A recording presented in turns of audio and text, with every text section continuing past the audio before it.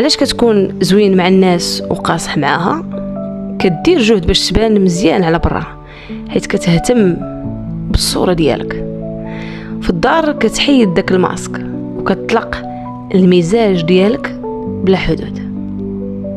مراتك ماشي حيض وماشي مكب نفايات ديال الستريس ديالك، راك كدير ضرر عاطفي خطير، وهذا الشيء كيغير ليها النفسيه ديالها. اللي كتفرقوا على برا من حقها حتى هي تاخذ منه. الضحك، اللطف، الكلام الزوين، الاهتمام، كلها عمله ديال الحب.